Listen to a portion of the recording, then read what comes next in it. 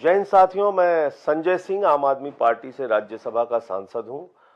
इस वक्त पूरे देश में कृषि बिल को लेकर तमाम चर्चाएं हो रही हैं और कृषि बिल पे तमाम भ्रांतियां फैलाने की कोशिश सरकार की ओर से की जा रही है। आपको याद होगा, जब जब ये सरकार कोई बड़े दावे करती है तो देश के लोग चौकन्ने हो जाते हैं।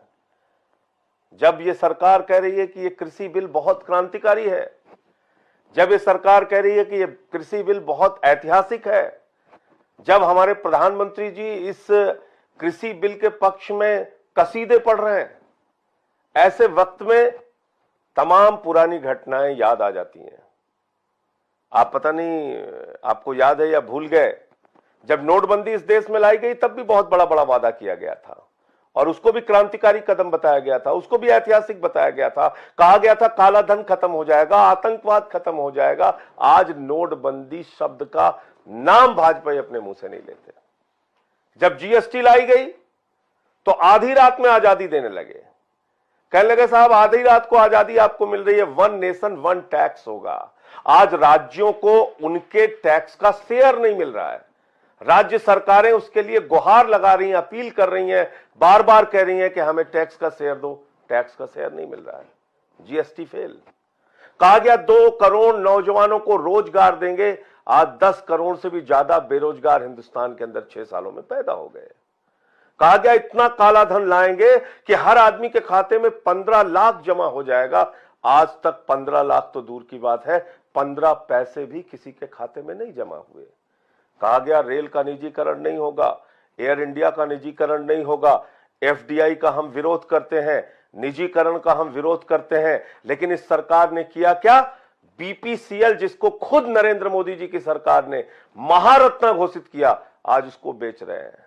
रेल को बेच रहे हैं, सेल को बेच रहे हैं, कोल इंडिया को बेच रहे हैं, एयर इंडिया को बेच रहे हैं, बैंकिंग सेक्टर को बेच रहे हैं, इंश्योरेंस सेक्टर को बेच रहे हैं। यानी सब कुछ बेचने की कार्रवाई इस देश के अंदर चल रही है। तो क्या बेच के हिंदुस्तान को आगे बढ़ाया जाएगा? तो इसलिए जब कृषि बिल पर यह सरकार बड़े बड़े दावे कर रही है तो होशियार हो जाना, सावधान हो जाना, इनके पिछले वादों को याद कर लेना। अब शुरू करते हैं खास तौर से किसानों से। इन्होंने क्या वादा किया था?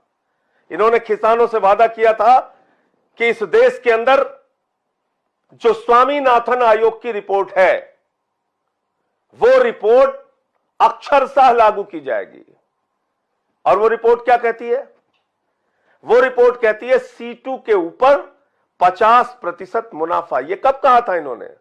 2014 के चुनाव के पहले हमारे देश के प्रधानमंत्री आदरणीय नरेंद्र मोदी जी ने कहा था कि इस देश के अंदर स्वामीनाथन आयोग की रिपोर्ट लागू की जाएगी, यानी C2 के ऊपर 50% मुनाफा। यानी अगर गेहूं का, चावल का और दाल का या अन्य जो समर्थन मूल्य घोषित होने वाली उपज है, उनका जो मूल्य, लागत मूल्य होगा, उसके ऊपर 50% मुनाफा सरकार देगी।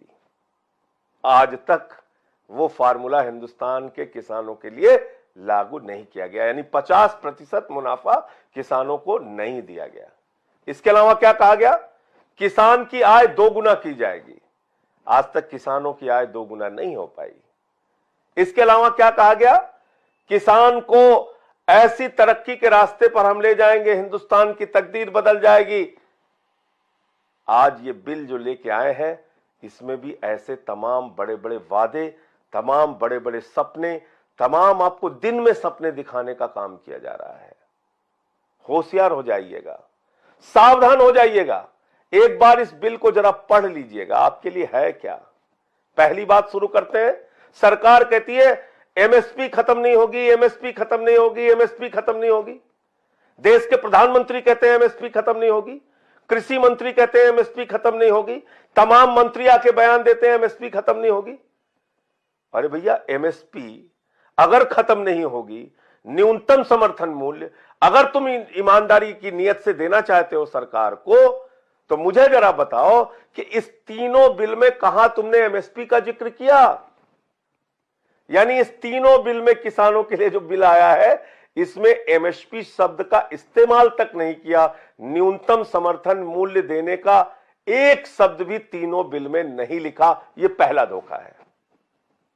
मतलब क्या है?